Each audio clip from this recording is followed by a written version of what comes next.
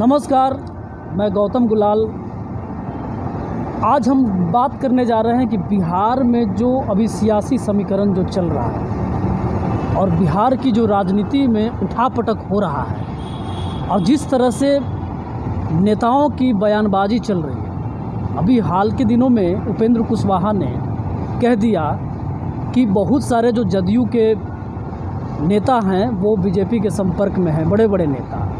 उसके बाद जो बिहार में जो सियासी हलचल तेज हुई, जिस पे बीजेपी के विजय सिन्हा ने भी बहुत सारी बातें उन्होंने भी कह दिया कि जदयू जो है विलीन होने के कगार पे है। तो ये जो देखा जा रहा था कि किस तरह से ये राजनीति बिहार में जो गर्मा गई थी, तो लोगों ने ये कयास लगाना शुरू कर दिया कि बिहार में फिर से नीतीश कुमार महागठबंधन का साथ छोड़ करके और एनडीए के साथ सरकार बनाएंगे। इस तरह की बातें होने लगी, और वो भी क्यों नहीं, अगर दोनों तरफ के नेताओं से इस तरह की बातें चलने लगी। लेकिन विगत 1-2 दिन पहले की बात है कि नीतीश कुमार जिस तरीके से वो बयान दिए, उससे ये साबित हो रहा है कि जो अटकलें लगाई जा रही थी, शायद उसमें अभी वक्त लगेगा और शायद होगा कि नहीं होगा। तो यही राजनीति पर चर्चा करने के लिए हमारे साथ मौजूद है सीनियर जर्नलिस्ट आशुतोष, और आज हम यही चर्चा करेंगे कि ये जो समीकरण जो बैठ रहा था उसमें किसके पाले में क्या जा रहा है और बिहार के राजनीति का क्या भविष्य है। तो हम आशुतोष से बात करेंगे। सबसे पहले तो आपसे हम ये जानने की कोशिश करेंगे आशुतोष कि अभी जो आपने भी देखा कि जिस तरीके से दोनों खेमों में बयानबाजी चल रही थी और राजद भी साइलेंट मोड में थी, तो ये बिहार के सियासी में ये क्या चल रहा है? सबसे पहले मैं अपने YouTube के सभी दर्शकों का स्वागत करना चाहूँगा, और मैं आपको बता दूं कि मैंने एक वीडियो भी हाल के दिनों में बनाया था। जिस तरीके से बिहार में तमाम जो YouTube चैनल्स हैं, सोशल मीडिया हैं, कई पोर्टल्स हैं, अखबारों में और चैनल्स में ये खबरें चलने लगी थी कि नीतीश कुमार फिर पलटी मार सकते हैं, बीजेपी के साथ टेबल टॉक चल रहा है। और इस बयान में एक कड़ी उपेंद्र कुशवाहा ने भी जोड़ दी, और जिस तरीके से विगत कुछ दिनों से आप देख सकते हैं कि जदयू ने बीजेपी पर कम हमला किया था कुछ दिनों पहले, और बीजेपी ने भी जदयू पर थोड़ी अपनी आक्रमण जो है कम कर दी थी, और राजद भी चुपचाप तमाशा देख रही थी। तो लेकिन मैंने एक वीडियो बनाया जिसमें मैंने इस बात की पुष्टि की, आप देख सकते हैं, जिसमें मैंने ये कहा कि नहीं, इन संभावनाओं पर अब विराम लग गई है, और उसी कड़ी को आज पूरे तरीके से हमारे उस वीडियो को आज पुख्ता बनाया जाता है। आज का डेवलपमेंट और हमारे उस वीडियो को सही साबित किया जाता है। तमाम जो यूट्यूब चैनल्स और तमाम मीडिया में खबरें दिखाई जा रही थी कि नीतीश कुमार पलटी कभी भी मार सकते हैं, लेकिन हमने कहा था नहीं, बात नहीं बनी, अधूरी रह गई। मैंने 1-2 वीडियोज़ पे बनाया है।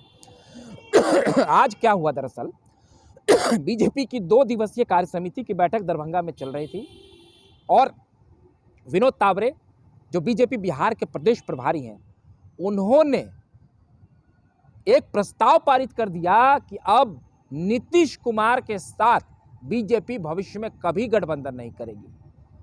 हालांकि ये कोई कोर्ट का मोहर नहीं लग गया कि वो नहीं करेगी। बीजेपी भी पहले के बारे में नीतीश कुमार भी कहती थी कि मिट्टी में मिल जाऊंगा, बीजेपी के साथ नहीं जाऊंगा, लेकिन बीजेपी भी कहती रही है कि अब नीतीश के साथ समझौता। लेकिन आज फिर वो बात दोहराई गई, और उसके तुरंत बाद जब मीडिया से सुशील मोदी बात करते हैं, तो 2 दिन पहले जो सुशील मोदी का बयान था कि राजनीति में संभावनाएं बनी रहती हैं, आज सुशील कुमार मोदी ने भी कहा कि नहीं, नीतीश कुमार ने जनाधार का अपमान किया, उन्होंने धोखा दिया, और अब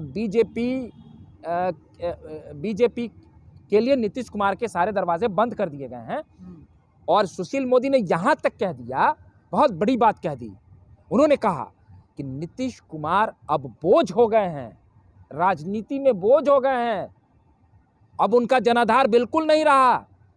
यही वजह है कि वो कुर्नी और गोपालगंज के विधानसभा चुनाव में भी हार गए, और पिछले विधानसभा चुनाव में यदि नरेंद्र मोदी बिहार आकर मेहनत नहीं किए रहते, तो जो आज नीतीश कुमार 43 सीट लिए घूम रहे थे, उनको 15 सीटें नहीं आती। बहुत बड़ी बात है। और विनोद तावरे ने भी कहा कि नीतीश कुमार ने हमारे पीएम का अपमान किया, बहुत बड़ी बात है। तो जो टेबल डिस्कशन दिल्ली में हुआ, केंद्रीय मंत्री बनाने की बात हो या जो भी बातें हों, उसमें बीजेपी ने अब सीधे साफ स्वर से कह दिया है कि बिहार में अब हमारा मुख्यमंत्री चाहिए। नीतीश कुमार इस पर तैयार नहीं हो रहे थे।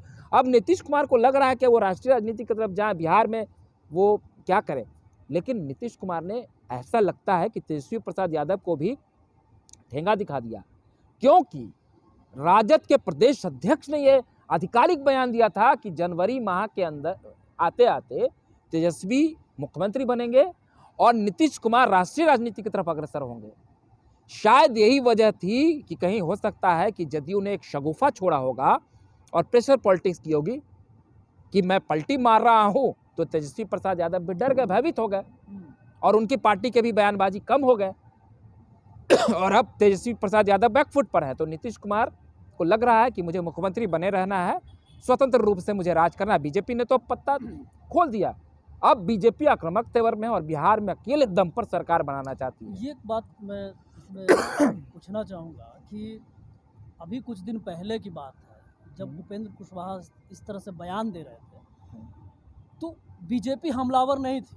हाँ, तो क्या कुछ खिचड़ी पक रही थी? बिल्कुल। दिल्ली में बात हुई, उपेंद्र कुशवाहा ने तो सीधे तौर पर कहा ना, वो संसदीय बोर्ड के अध्यक्ष हैं।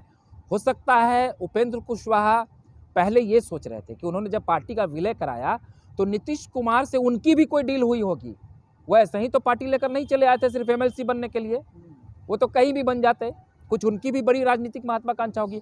अब उनको लगा होगा कि दिल्ली में कोई बैठक चल रही है, फिर नीतीश कुमार कहीं ना बीजेपी से मिल जाए तो उनकी राजनीतिक हैसियत और कम होगी। नीतीश कुमार से उनकी जो टकराहट जग जाहिर रही है।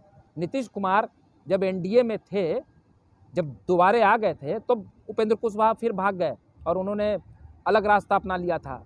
लेकिन अब क्या बातें हुई कि जब उपेंद्र कुशवाहा जाकर फिर नीतीश कुमार से मिल गए, अब तो नीतीश कुमार एनडीए में नहीं है, लेकिन फिर नीतीश कुमार की जब बातें चलने लगी, दिल्ली में बैठकें होने लगी, तो उपेंद्र कुशवाहा को ऐसा लगा कि मेरी राजनीतिक ज़मीन अब कहाँ टिकती है। और आपने देखा होगा रामचरितमानस के बयान पर जदयू और बीजेपी का स्टैंड एक था। जदयू के एमएलसी नीरज कुमार ने रामचरितमानस का पाठ भी किया महावीर मंदिर जाकर, बीजेपी के भी कुछ नेता थे और बीजेपी के कुछ नेता उपेंद्र कुशवाहा से ही मिलने गए।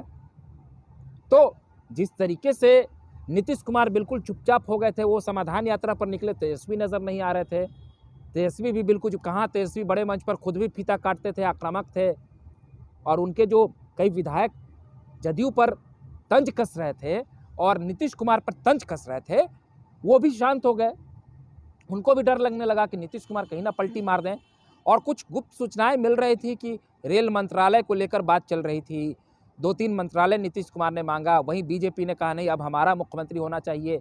तो जो दोनों के बीच में कुछ समावेश नहीं बन पाया और उसके बाद फिर नीतीश कुमार एक कार्यक्रम में पटना में आते हैं और फिर वह कहते हैं कि बीजेपी हमें मदद नहीं करती है, केंद्र से हमारे साथ सौतेला व्यवहार कर रही है, हमें विशेष राज्य का दर्जा नहीं, वगैरह वगैरह। और अब फिर जो बीजेपी की 2 दिवसीय बैठक हुई अभी राष्ट्रीय कार्यकारिणी की, आज संपन्न हुई है, तो विनोद तावड़े इस तरह का बयान देते हैं, फिर सम्राट चौधरी भी बोलते हैं, सुशील मोदी भी कूद जाते हैं, विजय सिन्हा भी। तो इसमें 2 बातें हो सकती है, एक तो कि बीजेपी ने वाकई अब सोच लिया कि अब हमें नीतीश नहीं चाहिए, और नहीं तो दूसरी बात यह भी हो सकती है कि अगर नीतीश कुमार ने कोई राजनीतिक चाल चली होगी तेजस्वी को शंट करने के लिए, चुप करने के लिए, तो बीजेपी भी उकसा रही है तेजस्वी को कि भाई आप अपना हक मांगिए। नीतीश कुमार को अस्थिर करना है, क्योंकि बीजेपी के एजेंडे में, नरेंद्र मोदी के एजेंडे में अब है कि नीतीश कुमार को सबक सिखाना है, क्योंकि उनके ही नाम पर नीतीश ने गठबंधन तोड़ा, भोज कैंसिल किया और कई मंच पर वो नरेंद्र मोदी को अपमानित कर चुके हैं, उन्हें चैलेंज कर चुके हैं। तो नीतीश कुमार से बदला लेने के लिए कभी न कभी नरेंद्र मोदी भी सोच रहे होंगे, ताकि पिछले विधानसभा में तो उन्होंने आधा बदला ले लिया, नीतीश कुमार का कद छोटा कर दिया। और अब बीजेपी वाकई में या तो बिहार में वो अपना मुख्यमंत्री चाहती है या फिर वो राजद को यह संदेश देना चाह रही है कि भाई आप देख लीजिए, बीजेपी ने रास्ते बंद कर दिए हैं, यदि आपकी कोई नीतीश से डील हुई है तो आप उस पर बात कर लीजिए। तो इससे तो साफ अंदाज़ा लगाया जा सकता है कि बीजेपी खेमे में भी पॉजिटिव कुछ बातें चल रही थी, और वो तो जब से मतलब कि नीतीश कुमार महागठबंधन के साथ सरकार बनाए तब से लगातार बीजेपी हमलावर थी। और सम्राट चौधरी जो बीजेपी के बहुत बड़े नेता हैं, उन्होंने बहुत बार कहा ये नीतीश कुमार वहाँ टिकने वाले नहीं हैं, हाँ, तो क्या अब पूरी तरह से बीजेपी और नीतीश कुमार के बीच में जो देखिए गठबंधन होना जा रहा था वो अब नहीं हो पाएगा? मैंने आपको यही जिक्र करा कि नरेंद्र मोदी और अमित शाह के मन में कहीं ना कहीं ये बात घर कर गया है कि उन्हें नीतीश कुमार को एक बार सबक सिखाना है। लंबे समय तक वो बिहार के मुख्यमंत्री रहे हैं। जिस प्रधानमंत्री, जिस नरेंद्र मोदी के नाम पर उन्होंने गठबंधन तोड़ा, कहीं ना कहीं वो खुद को अपमानित महसूस करते हैं। तो नीतीश कुमार की राजनीतिक हैसियत तो उन्होंने कम की पिछले चुनाव में। तो गठबंधन जब 2014 की आप बात कर रहे हैं, गठबंधन तोड़ा था, उसके बाद फिर तो गठबंधन के साथ 2019 में लड़ा। अब वो किन कारणों में आए फिर नीतीश कुमार, हो सकता है ईडी और सीबीआई का डर दिखाया होगा नरेंद्र मोदी ने, बाद में नीतीश कुमार इनसे जुड़कर उन मामलों को उन्होंने सलटाया होगा। और अब जैसा कि आरोप लग रहा था कि बीजेपी बिहार में महाराष्ट्र वाला खेल करना चाहती थी, तो नीतीश कुमार फंस गए। अब बीजेपी का ये प्लान है कि बिहार में उपेंद्र कुशवाहा, आरसीपी सिंह और चिराग पासवान, ये तीनों कोई छोटे मोटे नेता नहीं हैं। जदयू पार्टी को बनाने में आरसीपी ने अपना पूरा श्रम लगाया है। वो लंबे समय से नीतीश कुमार के साथ रहे हैं, प्रशासनिक अधिकारी रहे हैं, बहुत बड़ा तजुर्बा है। तो ये तीनों नेता नीतीश कुमार पर बहुत हमलावर है। अब आप देख रहे हैं उपेंद्र कुशवाहा भी अब जदयू में रहते हुए नीतीश के खिलाफ मोर्चा खोल दिया। आरसीपी सिंह ने तल्ख तेवर दिखाया और चिराग पासवान तो रोज बोलते ही हैं। तो ये तीनों नेता नीतीश कुमार को बिहार में घेरेंगे। वही एक गठबंधन के भीतर तेजस्वी की भी महत्वाकांक्षा है। बीजेपी के तमाम बड़े नेता नीतीश को घेर रहे हैं। एंटी इनकन्वेंसी है, लंबे समय से बिहार के मुख्यमंत्री हैं, उनके पास कोई ऐसा कद्दावर दूसरा नेता नहीं है जदयू में जो जदयू को संभाल सके, नीतीश का विकल्प बन सके या पार्टी को आगे ले जा सके। तो नीतीश कुमार तो गिर गए हैं ना। तो बीजेपी को लग रहा है कि अगले चुनाव में तो हम सबक सिखा देंगे, और आज नीतीश आए या ना आए, हम अपने दम पर सरकार बनाएंगे। तो क्या बीजेपी जो है अपने दम पर बिल्कुल बिहार में नीतीश कुमार को पटकनी देने के लिए बिल्कुल तैयार है? बातें हुई होंगी नीतीश कुमार के तो सामने। ये तो 2000 मैं एक मिनट आपको जोड़ना चाहूँगा, कुछ नाम निकल कर आए भी थे, तो शायद कुछ बातों पर सहमति बनी थी। तो उसमें नीतीश कुमार ने बीजेपी के किसी एक बड़े नेता का नाम सुझाया जिसे बीजेपी की केंद्रीय नेतृत्व ने पसंद नहीं किया। उनके तरफ से नित्यानंद राय का नाम था, लेकिन नीतीश कुमार शायद इस पर तैयार नहीं हो पाए। तो और उनका मन भी डोल रहा था कि अभी मैं मुख्यमंत्री रहूं, तो बीजेपी को मुख्यमंत्री की कुर्सी वो नहीं देने जा रहे थे, इसलिए बात नहीं बनी। और दोबारा फिर महागठबंधन अभी चलेगी। आगे क्या राजनीति बदलती है वो देखना दिलचस्प होगा। तो बीजेपी तो पहले भी नीतीश कुमार से गठबंधन टूटने के बाद अकेले दम पर वो चुनाव लड़ी, लेकिन वो तो कहीं इर्द गिर्द भी दिखाई नहीं दिया। कौन? नीतीश कुमार के। कौन? बीजेपी अकेले कहाँ चुनाव लड़ी है? चुनाव लड़ी थी ना, जब महागठबंधन नहीं तो वो तो नीतीश कुमार थे, हाँ, तो उसके बाद बीजेपी तो तब अपने की दम पर लड़ी चुनाव। नहीं, बीजेपी के साथ भी छोटे छोटे गठबंधन थे, जैसे एनडीए और महागठबंधन में लड़ाई हुआ, मुकाबला हुआ। तो अब परिस्थितियां तो बदल गई है तो ना। क्या बीजेपी परिस्थितियां तो बदल गई है को छोड़कर स्वयं खुद से बिल्कुल मतलब इस स्थिति में मजबूत अपने आप को कर पाई है कि ऐसा वो नीतीश कुमार और आरजेडी निश्चित दोनों को मतलब हरा करके देखिए, खुद सत्ता अपना सकता है? जब शुरुआती दौर में नीतीश कुमार ने राजद के खिलाफ लड़ाई लड़ी तो नीतीश को भी पूरा समर्थन नहीं मिला। 2-3 चुनाव लगातार हुए, आपको पता होगा 2005 में भी 2-2 बार चुनाव हुए। तो फिर नीतीश कुमार तो सत्ता में आए ना, प्रचंड बहुमत फिर एनडीए को मिला। उसी तरीके से बीजेपी भी धीरे धीरे अब उसको ऐसा लग रहा है, समय और परिस्थितियाँ बदलती है ना। जैसे बिहार में बीजेपी का अपना जो राजनीतिक खुद का जो एक शक्तिशाली आधार होना चाहिए विधानसभा में, वो तो अभी बीजेपी तो बिल्कुल उसने नहीं कर पाई है। बहुत ही मैकेनिज्म लेवल पर काम किया है। कई सारे ऐसे नेताओं को जोड़ा गया है, प्रखंड लेवल पर, बूथ स्तर पर जातीय समीकरण साधे गए। अभी तो 2 चुनाव में आप नतीजे देख सकते हैं ना। ऐसी बात रहती तो कुर्नी और गोपालगंज में बीजेपी हार जाती, ये तो उपचुनाव था। तो और जदयू अब नीतीश कुमार की जो ताकत पहले से कम हुई है, कई एंटी इनकन्वेंसी है। हाँ, और नीतीश कुमार समय के साथ जब कोई सत्ता में रहता है तो कुछ ऐसे डिसीजंस भी लेता है, और कोई भी नेता सदा के लिए नहीं होता है। कांग्रेस भी कल थी, कांग्रेस भी फिर हारी, आज बीजेपी है, कल वो भी हार सकती है।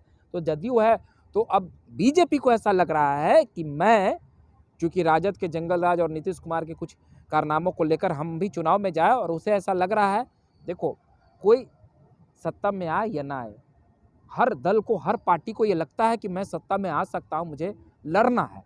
अगर जदयू के साथ पिछले चुनाव की बात देखें तो बीजेपी की सीटें बढ़ी, तो बीजेपी को कहीं ऐसा लग रहा होगा कि नीतीश के हैसियत को कम करना और उसके विकल्प के तौर पर कई छोटे छोटे दलों से गठबंधन भी हो रहे हैं और वो आप कह सकते हैं जातीय समीकरण को भी साधा जा रहा है।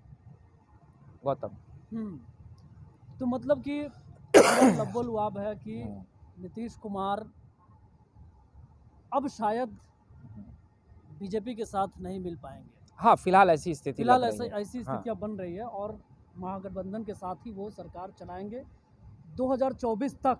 ऐसा अब दिख रहा है, जो कयास लगाया जा रहा था कि शायद एक गठबंधन जो है फिर से टूट जाए, लेकिन ऐसा अब होता दिख नहीं रहा है। इधर हाल के बयानबाजी मैं यहाँ पर ये एक बात और जोड़ना चाहूँगा कि ये एक फॉर्मूला होता है। अगर दो गठबंधनों के बीच बात होते रहती है तो उसकी शीर्ष नेतृत्व और राज्य की नेतृत्व एक दूसरे दलों पर बयानबाजी कम करती है।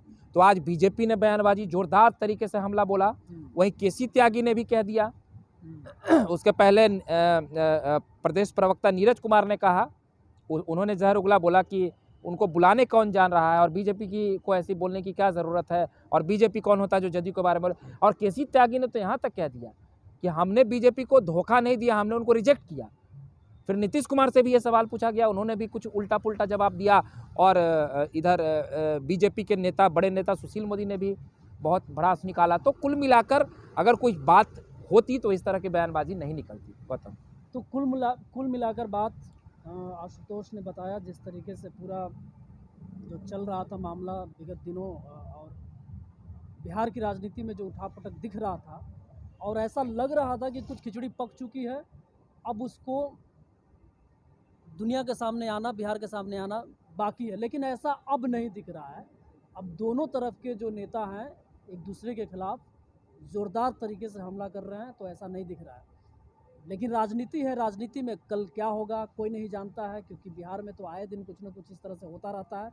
तो आगे की जानकारी, अपडेट के लिए हम फिर आपसे बात करते रहेंगे। आपको बहुत बहुत धन्यवाद हमारे साथ जुड़ने के लिए, और आपने बहुत अच्छे तरीके से बिहार की राजनीति में जो भी उठापटक चल रहा था उसका विश्लेषण आशुतोष ने किया।